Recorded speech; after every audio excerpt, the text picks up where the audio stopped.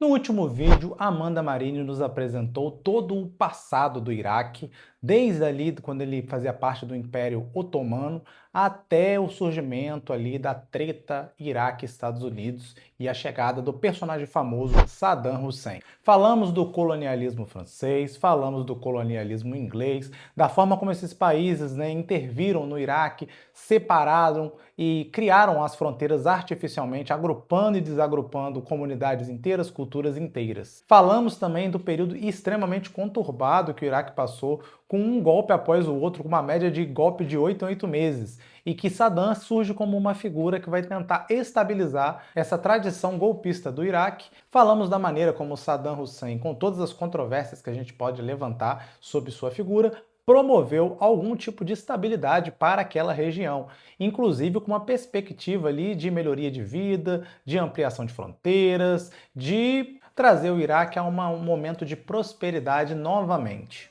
E a Amanda termina justamente ali nesse momento onde a doutrina Carter, dos Estados Unidos, vai ser posta em prática e o Saddam se torna um inimigo a ser destruído pelos Estados Unidos, com todas as intervenções, o que vai dar na sua caçada e na guerra do Iraque, que a gente vai ver lá na frente. Então esse que foi o ponto final do nosso último vídeo, será o ponto de partida deste vídeo agora. Se você ainda não nos segue, eu tô vendo aí que você esqueceu de seguir a gente, já clica nesse botão de seguir, já coloca lá na sineta que você quer receber as notificações quando o vídeo novo sair, senão você vai perder o bloco 3, Esse daqui é o bloco 2, você já viu o bloco 1 e tenho certeza que você não quer perder o momento final dessa entrevista. Então, mete bronca aí e segue a gente e vamos pro vídeo.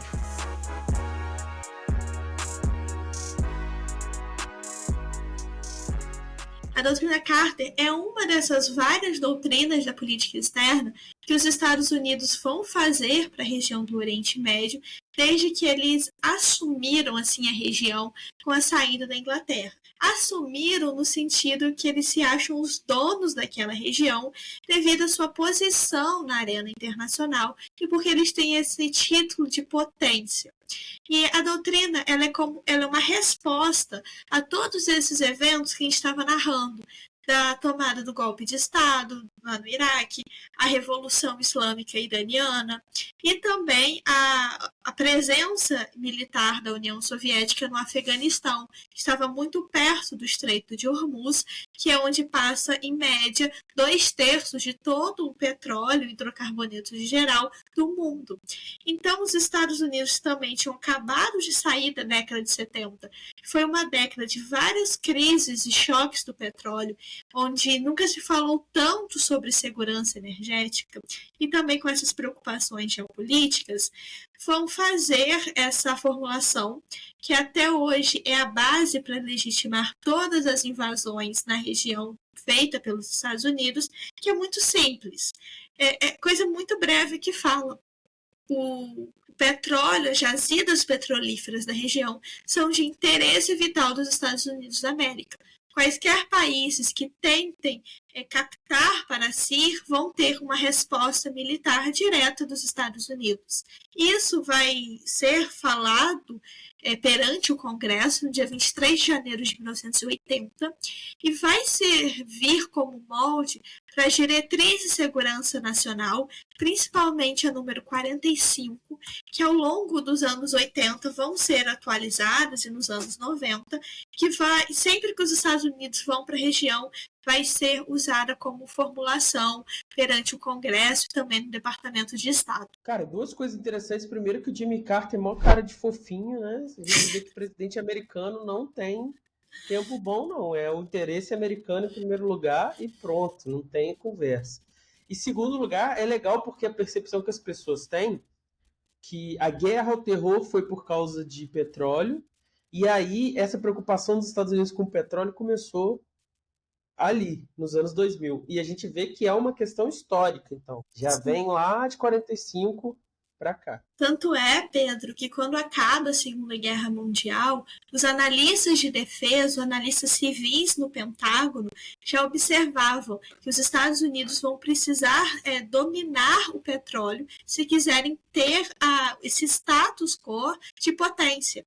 Isso vai ser trabalhado cada vez mais da política externa e política de defesa, que se correlacionam o tempo todo, e vai ser intensificado nos anos 70 e vai ter como uma grande resposta a doutrina Carter. E você falou que o Jimmy Carter não tinha cara, parece que ele era assim, senhorzinho fofo, mas ele só falou. Quem que fez toda a formulação foi o seu secretário de Estado, o Brzezinski, que foi um dos principais pensadores e teóricos que nós temos no campo da geopolítica, que ele tem várias definições como de eixos basilares para se pensar o Oriente Médio. Era a cabeça acadêmica e teórica ali por trás disso tudo. E é interessante pensar também que a partir a primeira um pouco, mas com certeza a Segunda Guerra em diante muda completamente isso. A guerra agora se torna uma guerra do petróleo, né? Que sem petróleo você não faz guerra em lugar nenhum do mundo, né? Quase toda a cadeia de guerra é constituída a partir de combustível para blindados, para movimentação de tropas, para avião, para navio. Então é tudo ao redor disso. Quem não tem acesso a isso automaticamente já está enfraquecido num cenário de conflito direto. Seria um pouco disso? É um pouco disso, mas também tem outras coisas. Claro que o petróleo tem uma participação muito importante quando a gente fala dos conflitos regionais. E se a gente parar para pensar que o segundo maior consumidor de petróleo do mundo são as Forças Armadas dos Estados Unidos, o primeiro lugar é os Estados Unidos como país. O segundo são as Forças Armadas.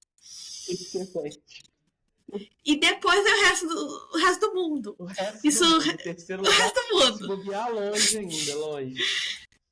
Porque guerra, todos os aparelhos, os aparatos militares, os carros de combate, a gente nunca deve falar tanque, isso é uma coisa muito importante. Você já me ensinou isso daí. Precisa de petróleo para funcionar. E hoje a gente está vivendo uma transição energética, mas o petróleo ainda é o principal insumo energético do mundo. Ele continua sendo muito importante, mesmo com todo o cenário que nós estamos vendo de questões climáticas, ambientais, energéticas. O petróleo ainda é o grande X da questão. E começa nesse momento. É uma coisa que as pessoas não entendem, que elas precisam entender, porque parece uma coisa meio panaceia, vamos trocar o petróleo por outras coisas. Mas em diversos lugares que eles eletrificam as coisas, eles continuam usando o petróleo como fonte primária de geração de energia elétrica. E o petróleo continua sendo usado para construir várias outras coisas, como, por exemplo, plástico, que vão continuar sendo usadas massivamente e vão continuar tendo impacto ambiental. Então, às vezes, as pessoas falam disso como se fosse resolver tudo. Assim, não, o petróleo vai continuar sendo importante. Claro que ele vai perder a importância que ele tinha lá quando o Jimmy Carter falou isso. Vai. Mas ele ainda vai continuar sendo uma das coisas mais importantes do nosso comércio internacional, com certeza, por muitos e muitos anos. Um clássico disso, agora em junho, a Guerra dos 12 Dias, o petróleo aumentou nível que foi assim, considerável para ter impacto na sociedade civil brasileira. Teve um aumento expressivo de um conflito que tá longe da gente, mas nos afeta. Isso porque está vivendo uma transição energética. Imagina naquela época. Completamente à mercê do petróleo. Mas aí a gente está no conflito Irã-Iraque, correto? Correto. Mas essa guerra vão ter muitas nuances, variáveis, erros de estratégia dos dois lados, e os Estados Unidos vão interferir bastante, porque os Estados Unidos estavam muito preocupados que eles tinham perdido o seu principal bastião da região, que era o Irã. Que a Revolução Islâmica, às vezes a gente fala, ela é anti-ocidental, ela é anti-Estados Unidos. Tanto que continua tendo relações com a França, por exemplo, no comércio de armas. E os Estados Unidos vão ficar preocupados também, porque é um contexto de Guerra Fria, o Irã está muito próximo da União Soviética, e ficava preocupado com a dimensão que ia ser esse tabuleiro geopolítico nesse momento tão único da história da humanidade. E também tinha um outro detalhe. Isso está comprovado em vários estudos, principalmente no cenário de armamentos, que os Estados Unidos tinham repassado muitas armas, muita tecnologia militar para o Irã. Só que essa tecnologia caiu na mão de vários religiosos, de várias pessoas que estavam ali apoiando essa república teocrática. Isso foi muito perigoso, muito problemático. Por isso também eles incitaram tanto que eclodisse essa guerra. Mas só foi em 84 que eles vão formalizar a retomada das suas relações diplomáticas com o Iraque. Tem uma frase do Henry Kissinger, fala assim, uma pena não poder ter 2 vencedores nem 2 perdedores. Era interessante que o Iraque saísse forte no sentido que ele ia conter essa expansão que não era do interesse dos Estados Unidos, mas também tinha conhecimento de Washington que eles não confiavam no Saddam Hussein. Também seria interessante que o Irã saísse forte para conter também um pouco do ego, da índole do Saddam, mas também fraco para não ser um pária no sistema internacional e atrapalhar os interesses dos Estados Unidos, principalmente nessa questão do petróleo, porque o Irã até hoje controla o Estreito de Hormuz. Vira e mexe aparece nos noticiários, vai fechar o Estreito de Hormuz. Não vai. O Irã, se fechar, ele vai ser o principal prejudicado de tudo isso, mas ele usa como narrativa para conseguir o que ele quer. Nesse conflito recente que teve envolvendo Israel e Irã, teve essa conversa, né? Surgiu essa conversa de que se continuasse, iria fechar e que estava aumentando a pressão e que foi por isso que os Estados Unidos entrou aí para discutir o cessar-fogo e coisa e tal. E essa mesma narrativa que você falou, fechar o estreito, mas é do interesse econômico deles. Se o Irã fechar, ele não exporta nada, porque boa parte dos seus portos estão na parte que precisa passar pelo Estreito de Hormuz. E os Estados Unidos vão entrar usando a legalidade da doutrina Carter. Então, a gente vai ver que os Estados Unidos vão ajudar o Iraque por debaixo dos panos, mas também não muito. Tanto é que a guerra vai acabar em 88 e o resultado vai ser um empate técnico e tático. Ele conseguiu conter a expansão islâmica, mas também conseguiu empobrecer o Iraque, que tinha iniciado a década como um dos estados mais prósperos, não apenas da região, mas do sul global. E nisso tudo a gente vai observar que os Estados Unidos estavam olhando muito a questão, eu preciso do petróleo. E o Saddam Hussein estava acreditando que os Estados Unidos estavam apoiando, porque quando eclode a guerra Irã-Iraque, o Saddam também teve que lidar com uma revolta popular interna dos curdos, que não são árabes, é uma outra etnia que vive no Oriente Médio, que é muito descriminalizada. E o Saddam recebeu vários armamentos de químicos biológicos, nenhum era nuclear, que ele usou contra a população curda, como o gás mostarda, o gás sarin, e também contra os iranianos. Então também teve essa questão na guerra. Foi uma guerra com novos artefatos. E isso depois vai ser usado na desculpa, né, na justificativa da guerra dos anos 2000. Exato, sendo que os Estados Unidos que armaram o Iraque com armas químicas biológicas. Caraca. Não fazia ideia disso, é inacreditável. E o Conselho de Segurança, na época, lançou 3 resoluções condenando, mas ficou por isso mesmo. Quando a guerra acaba em 88, porque o Iraque não tinha mais dinheiro e o Irã também estava assim, sem condições, o Saddam vai começar a ter o que a gente chama de miopia estratégica. Ele vai achar que todos os estados que ajudaram tinham como obrigação falar assim, a gente vai sanar suas dívidas, porque eles deram dinheiro, mas depois cobraram. O Saddam achava que eles não poderiam cobrar, porque ele lutou contra a expansão, queria alterar o equilíbrio geopolítico do Oriente Médio.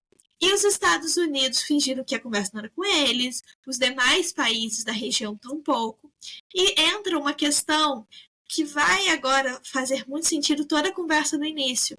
Lembra da imposição das divisões das fronteiras lá no pós-Primeira Guerra?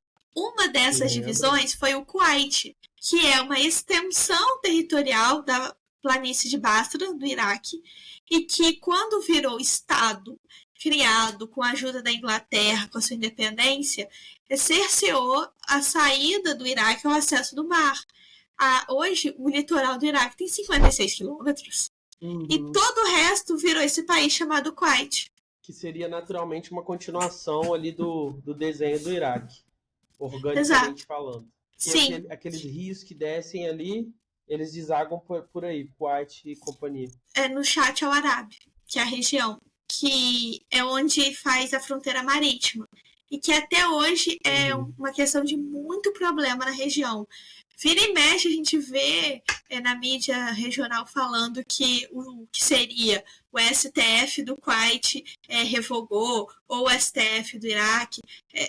Esse ano mesmo já teve problemas lá, desde essa época, por causa dessa ideia da Inglaterra de vou fazer países naquela região.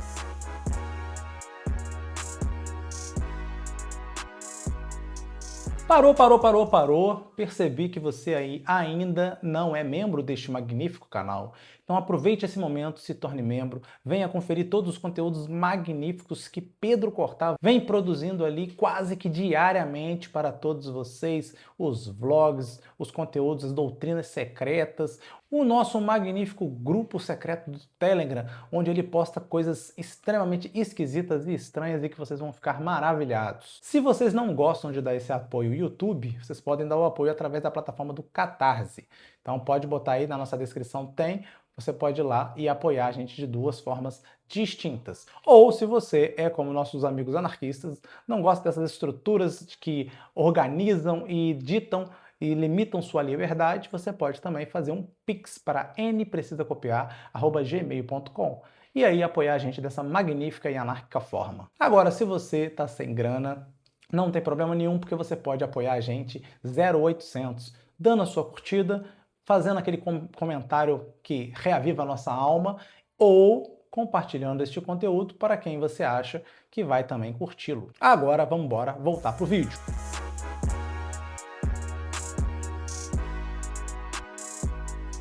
Então, o que acontece? Somado a tudo isso, desse pós-guerra Irã-Iraque, o Kuwait, que é um grande produtor de petróleo, estava produzindo muito petróleo. Economia, lei da oferta e da demanda. Se eu tenho muito produto sendo vendido, o preço dele vai lá embaixo. E qual que era o principal produto na balança de pagamentos do Iraque? Petróleo. E o petróleo estava muito barato. E ele reclamou na OPEP, falou assim, tá com superprodução, tem que reduzir isso porque eu preciso de dinheiro. E o Kuwait falou, não.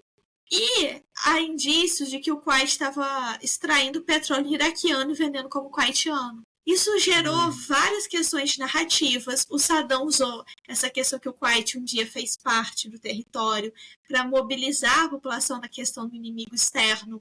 E estava fazendo várias ações. Ele lançou igual o Putin, né? Ele lançou igual o Putin. Lá no ano 860, o Trau de não sei aonde. Fez igual o Maduro, só que o Maduro não realizou. O Putin pelo menos realizou e o Saddam. Ele teve coragem. Aí, juntando todas essas variáveis econômicas, sociais, históricas, políticas, o Saddam falou assim, eu vou invadir o Kuwait, porque vai resolver meu problema econômico de petróleo, e se eu conquistar o Kuwait, eu consigo expandir para a Arábia Saudita, e eu vou ter o monopólio do petróleo, que era a commodity naquele momento. A intenção dele não era parar no Kuwait, a intenção dele era seguir até a costa ali do Mar Vermelho. Exatamente, ele queria a Arábia Saudita. Só que isso claramente uma ação imperialista do Saddam, só que a Arábia Saudita era protegida dos Estados Unidos. Eles têm acordos de proteção de defesa de muitos anos. Que é a questão dos petrodólares, né? Exato. Desse amarrado do valor do dólar com o petróleo. Isso gerou um rebuliço muito grande. Mas o Saddam já estava dando indícios que ele já tinha catado e anexado algumas ilhas do Kuwait para o Iraque. E ele resolveu, vou invadir, ninguém vai fazer nada, principalmente quem está preocupado com o Kuwait. Ninguém vai fazer nada e eu vou conseguir resolver os meus problemas. E ele se achava que ele era o novo Nasser. Ele achava que ele era o defensor do pan-arabismo. Explica aí para a audiência quem é Nasser. E o pessoal às vezes não sabe. Ele foi um militar egípcio que governou o Egito por muitos anos e ele fez com que o Egito fosse uma potência regional ali na metade do século passado e clamava muito pela questão que vai se relacionar até um pouco com o orientalismo, que a gente já vai falar, sobre a região pensar a própria região. ele trazia uma questão do nacionalismo, do olhar para o local, que não precisava ter intervenções estrangeiras nem ocidentais. É uma região tão rica em vários setores, porque a gente não faz o nosso próprio progresso, nosso próprio desenvolvimento? E isso ficou chamado de pan-arabismo. E aí o Saddam se via como uma nova figura do pan-arabismo que iria promover esse movimento pensado pelo Nasser a partir dele. Exatamente. Só que quando ele faz isso e faz essa ação, ele coloca 100 mil militares, homens, na fronteira com o Kuwait e fala, vou invadir o Kuwait. Ele realiza isso no dia 2 de agosto de 1990. Vai ter uma repercussão muito grande no Conselho de Segurança, porque a gente está vendo nesse momento que a gente está saindo da Guerra Fria, começando uma nova ordem mundial, pós-Guerra Fria, que um Estado violou a soberania de outro Estado e rasgou todo o capítulo 7 da Carta das Nações Unidas. E o Conselho de Segurança vai se reunir, a gente precisa fazer alguma coisa. Vai ser a primeira vez que o Conselho de Segurança consegue resolver alguma coisa em conformidade e vai agir rápido. É a única vez na história. Não conseguiram fazer isso com a Palestina em 2023, fazendo 2 anos. Que aqui não o conseguiu, tema era sério para eles, né? Que era petróleo. Vidas humanas pouco importa para eles. Agora, petróleo é outra história. E os Estados Unidos falam, falo assim, eu, por meio do meu Estado-Maior, eu vou fazer todo o aparato militar e eu entro com a bandeira das Nações Unidas. Eu tenho a legitimidade que eu preciso pelo direito internacional público. E eles dão um ok, dão um aval. Os Estados Unidos organizam, 34 estados vão auxiliar, uns com remédios, outros com médicos, a maioria com militares, e eles vão responder essa invasão cerca de 10 dias depois, que vai ser a Operação Escudo no Deserto, que vai demorar até janeiro e vai ter um caráter muito mais logístico e diplomático. Só que o Iraque não saía do Kuwait, incorporou como a 19ª província, a família real do Kuwait precisou fugir, a esposa do Saddam ficou com todas as joias para ela, e tem muitos bastidores dessa guerra. E como o Iraque não saiu, muitos. Como o Saddam não saiu, os Estados Unidos deram um ultimato, era até dia 17 de janeiro de 91, ele não saiu. Os Estados Unidos realizaram a Operação Tempestade no Deserto, que é a mais conhecida, que em 100 horas, praticamente 4 dias de guerra, eles conseguiram feitos pela história militar nunca antes vistos. O Iraque, naquele momento, era o 4º maior exército do mundo e a 6ª maior força aérea também do mundo. Não estou falando nem de região, estou falando de planeta, de mundo. E os Estados Unidos... em 100 horas derrotar. Só que tem um detalhe, a Guarda Republicana, que era a principal força dentro do exército, não foi para a guerra, ficou em Bagdá protegendo Saddam e sua família. E a gente vê que, nossa, como os Estados Unidos conseguiram em 100 horas fazer isso. A Guerra do Vietnã foi um trauma tão grande para os Estados Unidos em aspectos militares, que quando eles voltam, eles vão falar assim, a gente nunca mais vai perder daquela maneira. E eles vão investir... Nunca mais vai acontecer isso. Nunca mais. Eles vão investir não apenas militarmente, mas também nas pessoas, nos militares. Isso tem dados na história militar, que as tropas que eles colocaram, que eram 500 mil homens, foram os mais bem formados. E aqui eu estou falando até mesmo de estudos acadêmicos, a parte teórica e prática para a guerra. Nunca isso se repetiu. E eles conseguiram em 100 horas derrotar. Mas às vezes a gente acha que essas senhoras teve uma apatia das forças iraquianas. Não, eles lutaram. Tem vários casos em que mostraram que eles Não foi café com leite, foi sério. Não, foi sério. Só que foi uma guerra, que a guerra, Pedro, é composta por estratégia política e tática. Que a tática foi muito boa, só que eles não conseguiram reproduzir os resultados da tática na estratégia e na política. Depois do show das senhoras, um olhou para a cara do outro, o que a gente vai fazer? Ficaram muito de mãos atadas. A gente mata o Saddam? A gente entra no Iraque? Ou a gente só fica no Kuwait e protege a Arábia Saudita? E a Arábia Saudita vai ter um papel fundamental, que lá era o QG. as forças armadas, o Estado-Maior dos Estados Unidos ficaram organizadas na Arábia Saudita. E isso, aqui um parêntese, que pode ser até um próximo episódio, vai gerar muito problema, porque tem muitas falas do Maomé, também no Alcorão, que falam que os infiéis nunca poderiam estar na Terra Santa. Quem que é a Terra Santa? Não é Jerusalém, é a Arábia Saudita. E os infiéis tinham ido para lá. Então isso vai gerar uma questão de revolta, de crescimento do fundamentalismo religioso muito grande. Isso vai ser usado como retórica para a Al-Qaeda, para o Talibã depois, até para o próprio Estado Islâmico. Mas, fechados parênteses, a guerra termina nesse show de 100 horas e dias após começam as negociações de cessar-fogo, que eles ficam de mãos assim atadas. Conseguiram, tiveram um ótimo resultado, mas o que a gente vai fazer? E eles acreditavam assim, os Estados Unidos fizeram o que podiam, mas a questão que não entender a cultura. A população iraquiana não vai aguentar essa humilhação que foi a guerra. Só que o Saddam entendia o povo, sabia que a questão religiosa era forte. E ele vai começar a adotar uma postura de um homem religioso que ele nunca foi, nunca teve. E ele vai falar assim, eu posso ter perdido em vida, mas eu não perdi no céu. Ele vai usar uma questão que pode ter atacá-lo num plano terrestre, mas não num plano espiritual. Que no plano espiritual, que o que importa, ele venceu. Você está falando, eu estava pensando aqui naquele período de crises constante, estava sempre tendo golpe. Um ótimo momento para você dar um golpe é com os Estados Unidos batendo na porta e o líder fez alguma cagada muito grande e tá vindo forças estrangeiras muito poderosas para derrubar ele. E ninguém, né? Todo mundo deixou o Saddam lá, o pessoal interno mesmo. Então ele fez uma estratégia de usar aí essa questão das cidades santas, do Islã, os Estados Unidos estão lá, religião, eu sou um homem religioso, não perco. Então ele teve todo um pensamento sobre a cultura local que ele usou para legitimar essa resistência dele, mesmo ele tendo iniciado a guerra.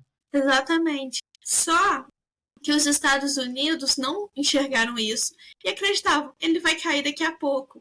Ainda mais que foram feitas, ao todo, de 91 a 2003, foram 12 sanções econômicas feitas pelo Conselho de Segurança, falaram assim, vai enfraquecer a população, não vai aguentar e o Saddam vai cair. Só que essas sanções foram muito prejudiciais, a população foi embora. Nunca se falou em tanto êxodo, em tanto fuga de cérebros quanto nesse momento. E essas resoluções, essas sanções, não passaram nem perto da família do Saddam Hussein.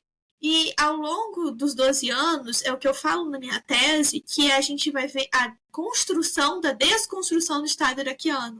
Porque os Estados Unidos começaram a romper com a soberania iraquiana. Eles começaram a botar zonas aéreas exclusivas, que Bagdá não ia ter mais capacidade de controle na população curda. Eles limitaram a porção lá dos xiitas ao sul. E eles fizeram vários bombardeios, como o bombardeio Raposa no Deserto de 98, que gera preparativos para a guerra de 2003. Ao longo desses 12 anos, os Estados Unidos vão constantemente violar a soberania.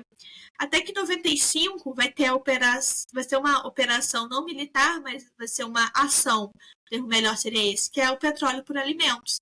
Que vai falar assim, Iraque, eu deixo entrar comida para vocês, só que vocês vão me dar o seu petróleo em volta. Só que foi uma operação extremamente corrupta que anos depois teve que ser contida.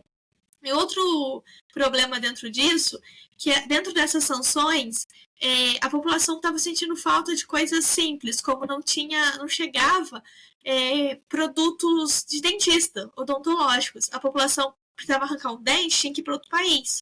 Então a gente vai ver que a região vai sentir como um todo, porque a população vai começar a ir para a Jordânia, para a Síria, para o Líbano, eles vão embora. Isso, para os países que recebem, tem uma questão de segurança e de defesa, que os movimentos migratórios impactam as políticas públicas, como de emprego, de saúde, de educação, de moradia. Isso gera instabilidade, porque já estava difícil para os nacionais, agora a gente vai receber tantos estrangeiros. Isso fez com que alguns países se posicionassem contra o Saddam Hussein. Mas nada disso foi aglomerado para a derrubada do mesmo.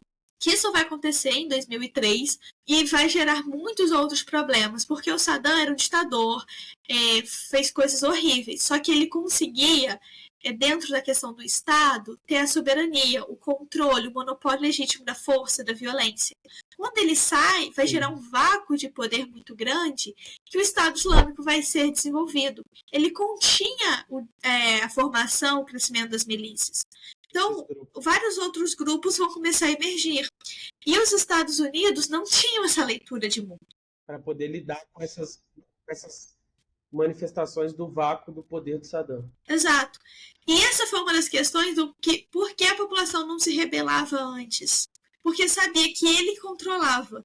Estava ruim com ele, pior sem ele. Porque sabia que só ele que conseguiu controlar o Iraque, que vivia com um golpe de Estado a cada 8 meses. Olha como uma coisa histórico vai puxando a outra. O que a gente vê na TV já tem toda uma raiz que começa lá atrás e vai se desenrolando através do tempo. Então você vê aí, você mencionou coisa em 98, e muito antes disso, você já estava tendo esse processo que ia acabar nessa guerra de 2003. Então, nosso objetivo aqui nesse bloco era esse, ver esse panorama histórico para agora chegar nesse momento da guerra e o que vai acontecer com o Iraque.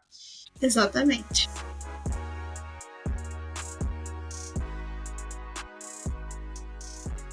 E aí, gostaram desse magnífico bloco da entrevista da Amanda Marini? O que será que vai acontecer com o Iraque? Será que o ISIS vai vencer? Será que o Saddam vai vencer os Estados Unidos? Será que os Estados Unidos vai levar a democracia, exportar a democracia para o Iraque? E o Iraque, no final das contas, se tornará uma magnífica potência democrática do Oriente Médio? Não se esqueçam de seguir a gente para não perder o último bloco dessa entrevista. Tenho certeza que vocês estão ansiosos e querem ver assim que ele sair. Eu sou o Rodrigo R. de Carvalho. Esses dois aí na entrevista que eu não pude participar é Pedro Cortá e Amanda Marini. E esse daqui é o Não Precisa Copiar. Até o próximo vídeo.